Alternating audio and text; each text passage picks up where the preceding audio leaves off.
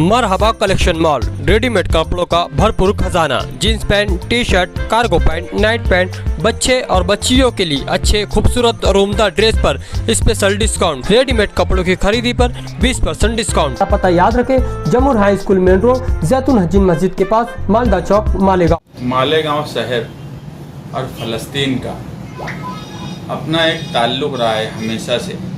जब भी फ़लस्तीन पर जुल्म हुआ है, दुनिया से आवाज़ उठी है, मगर निहाल साहब के वक्त से मालेगांव शहर ने सबसे पहले फ़लस्तीन के मज़लूमों के लिए आवाज़ उठाई। और फ़लस्तीन से हमारे ताल्लुकात हिंदुस्तान के आज के नहीं है, गांधी के वक्त से लेकर वाजपेयी तक हमारे सिफारती ताल्लुकात फ़लस्तीन से दोस्ताना रहे हैं और हमदर्दाना रहे हैं। यहाँ तक कि मोदी सरकार ने पहले फ़लस्तीन के ख़िलाफ़ बात बोली, मगर बाद में जब उन्हें ये समझा कि तारीख़ हिंदुस्तान की हमेशा फ़लस्तीन के साथ रही है, तो इस सरकार को भी फ़लस्तीन की हिमायत में रहना पड़ा।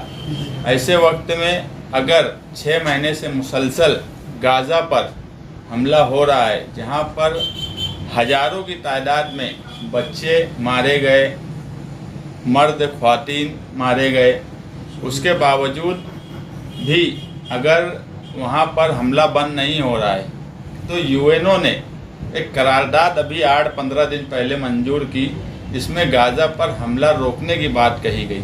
मतलब कहीं ना कहीं दुनिया भर में गाज़ा और फ़लस्तीन के ताल्लुक़ से एक हमदर्दी का रिश्ता दुनिया बता रही है कि इसराइल जुल्म कर रहा है।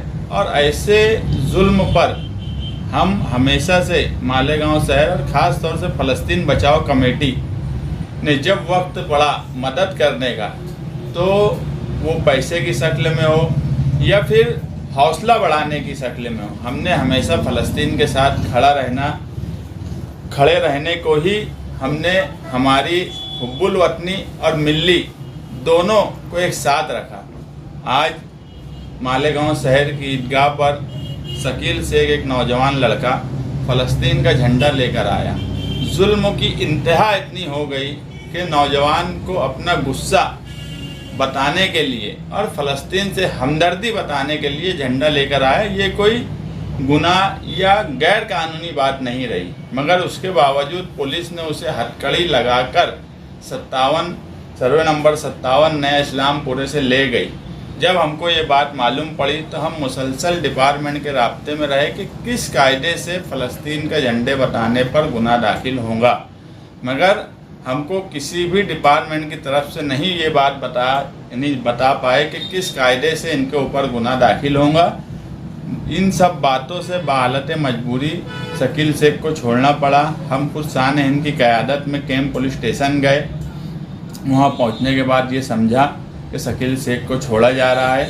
और कहीं ना कहीं हम ये बात मानते हैं कि इस शहर में हमेशा से जुल्म के ख़िलाफ़ बोलना या जुल्म के ख़िलाफ़ बोलने वालों के साथ खड़ा रहना ही बहादुरी है। यही इस शहर का दबदबा रहा है, जो हमेशा कायम रहना चाहिए।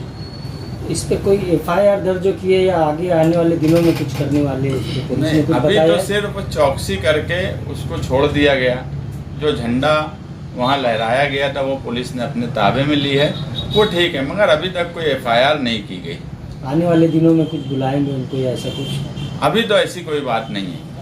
आने वाले वक्तों में अगर वो बोल रहे हैं कल बुलाए, तो कल जब वो जाएंगे कोई बात रहेंगी तो हम बात करेंगे पुलिस से। भी कोई ताल्लुक नहीं। इसका मतलब है कि फ़लस्तीन से उनका कोई ताल्लुक नहीं है।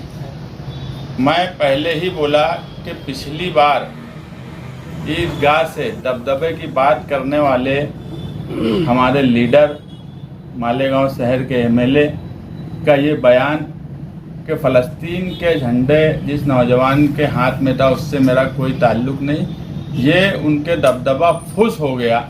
वो हमेशा सरकार और पुलिस की तरफदारी वो किस तरह से खुश हों, यही कोशिश वो हर जगह से करते हैं। उन्हें जब भी मौका मिलता है वो यही करते हैं। जबकि आज पूरे रमज़ान में मालेगांव शहरियान ने गाज़ा और फ़लस्तीन के लिए दुआएं की। रो रो कर दुआएं की, ये भी हमें मालूम है। इस शहर के लोगों ने, दुनिया में भी ये चीज़ हुई है कि लोगों ने रो रो कर दुआएं की। मगर अगर ये बयान सुबह नहीं होता उनका कि फ़लस्तीन का झंडा लेने वाले नौजवान से मेरा ताल्लुक़ नहीं, जबकि उन्हें तारीख मालूम होना चाहिए कि हिंदुस्तान का फ़लस्तीन से सिफारती ताल्लुकात हमेशा से हमदर्दाना और दोस्ताना रहा है। फ़लस्तीन का झंडा लगाना, फ़लस्तीन का झंडा लेना या फ़लस्तीन का झंडा लेकर एहतजाज करना ये कोई गुनाह नहीं है। गुनाह उस सूरत में होगा जब कोई कायदे के ख़िलाफ़ बात किया जाएगा। फ़लस्तीन में पहले ही बोला कोई हमारा दुश्मन मुल्क नहीं है। आज की मौजूदा सरकार भी फ़लस्तीन के साथ हमदर्दाना रवैया रखने की बात बोलती है। उसके बावजूद ये बयान देना ही मैं कहीं ना कहीं मानता हूँ कि पुलिस को हिम्मत मिली और इस नौजवान को हथकड़ी लगाकर पुलिस लेकर गई। अगर वो वहीं पर ये बयान देते कि हाँ वो हमारे मुल्क के हिसाब से और मिली फरीज़े के हिसाब से वो बात दुरुस्त है, हाँ वो क्यों हुआ, कैसे हुआ, मैं इसकी जानकारी लूँगा या समझूंगा। मगर डायरेक्ट इस नौजवान से किनारा कसी इख्तियार करना ये बुज़दिली की अलामत है और हर वक्त इस शहर में ये बुज़दिली की जा रही है। हम जो बार बार बोलते हैं कि इस शहर का दबदबा कुछ सालों से हमारे आमलार ने ख़त्म कर दिया है, तो ये बात भी कहीं ना कहीं शहर की दबदबा की बात है। और हमने कहीं ना कहीं शान हिंद की क़यादत में कैंप पुलिस स्टेशन जाकर ये साबित किया कि इस शहर का दबदबा आज भी हमसे ही है, कल भी हमसे ही था और इंशाअल्लाह आने वाले वक्त में भी हमसे ही रहेगा। नहीं, हमको इजाज़त दी है कि हम हमारे दस्तूरी हक़ का इस्तेमाल करते हुए एहतजाज कर सकते। एक बात तो ये है कि हमारे कोई सिफारती ताल्लुकात उनके साथ, फ़लस्तीन के साथ ख़राब नहीं। अगर हिंदुस्तान का फ़लस्तीन के साथ सिफारती ताल्लुक़ नहीं भी होता और कहीं जंग के उसूलों के ख़िलाफ़ ख़ास तौर पे बच्चों पे, औरतों पे और हॉस्पिटल, मसाजिद, मजहबी इबादत गाहों पर अगर हमला होता है तो हमारे सिफारती ताल्लुकात अगर नहीं भी हो तो हम वहाँ एहतजाज कर सकते हैं। लेकिन यहाँ हमारे सिफारती ताल्लुक़ थे और हम एहतजाज कर सकते हैं। ये हमारा एक मिली फरीज़ा है। बोला गया है कि भाई पूरे आलम के मुसलमान एक जिस्म की तरह हैं। अगर जिस्म के किसी एक हिस्से को तकलीफ़ होती है तो उससे पूरा जिस्म मुतासर होता है। तो जाहिर सी बात है कि अगर फ़लस्तीन में कहीं जुल्म होगा तो वहाँ दुनिया में रहने वाला कोई भी सेकुलर या मुसलमान उससे मुतासर होगा। न सिर्फ मुसलमान बल्कि जो इंसानियत नवाज लोग हैं पूरी दुनिया के, उन्होंने एहतजाज किया।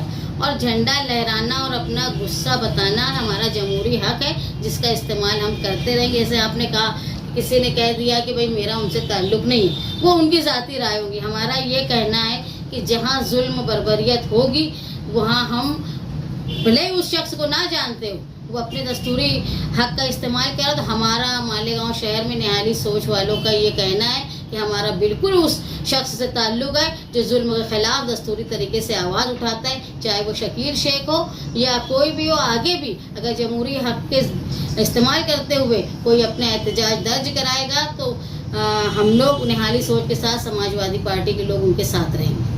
मेंबर ऑफ पार्लियामेंट की बात है कि जो शख्स मेंबर ऑफ पार्लियामेंट बन जाता है, जो कानून मेकिंग असम्बली में बैठता है, उसको ही कानून नहीं समझता। मेरा कहना है कि भाई सुभाष भामरे को दोबारा तीसरी बार इलेक्शन में लड़ाया जा रहा है तो उसको उनको एक बार दस्तूर की मालूमात भी होना ज़रूरी है।